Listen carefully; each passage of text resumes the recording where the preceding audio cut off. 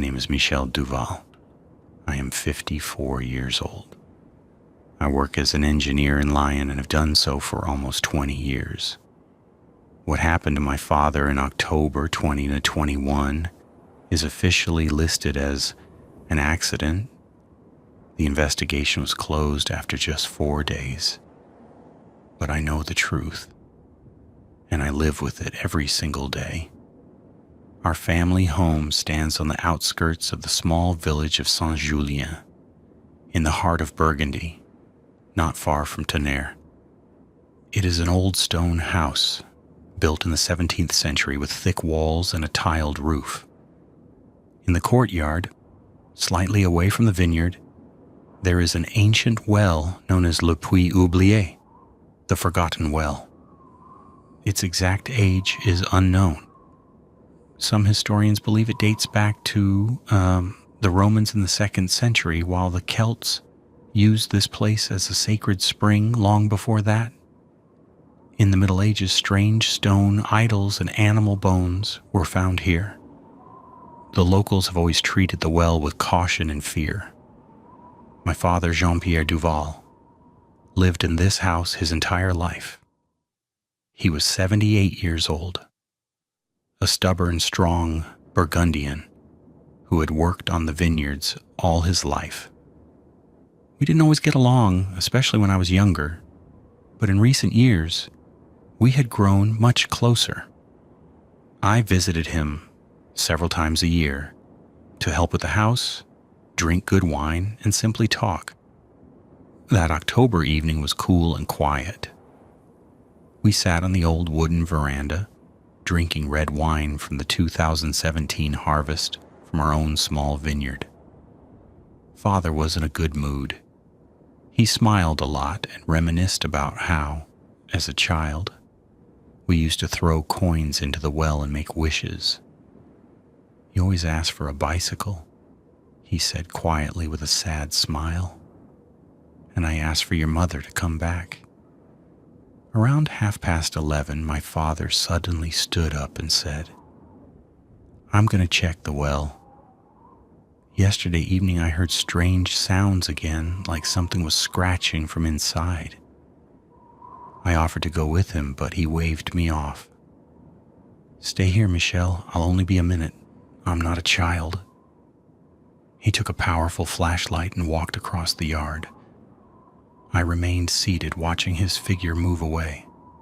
I heard him slide the heavy wooden cover off the well.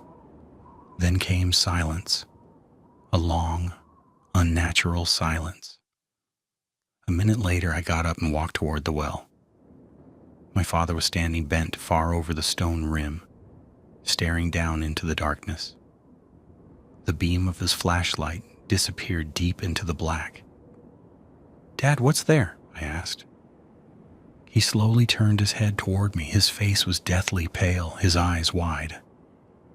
"Michel," he whispered in a trembling voice, "it's looking at me, right from down there."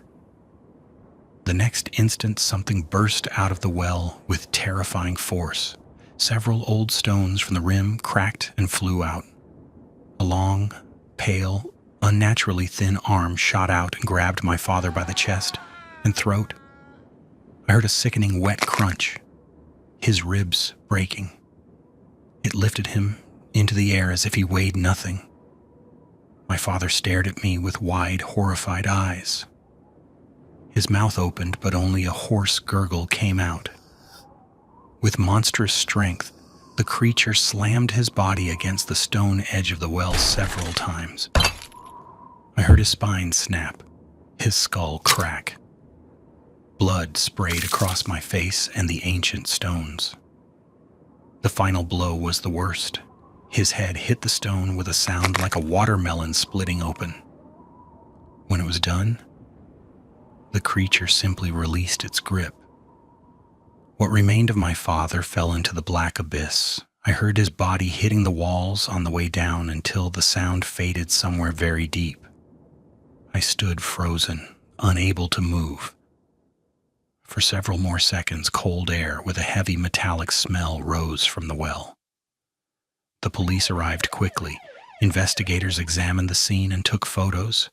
The official verdict was accidental fall. They claimed my father had leaned too far over the edge, lost his balance, and fallen in. No one even tried to descend into the well. They said it was too deep and dangerous. In the report, they listed the depth as more than 300 meters. 3 days later, I received an official letter from the town hall. It stated that the body of Jean-Pierre Duval had not been found. Last night at 3:14 a.m., I woke up to a sound.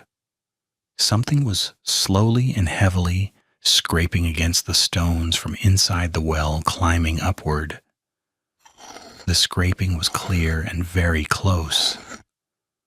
I still live in this house. Sometimes late at night, I walk up to the well, sit beside it, and listen. It is still breathing,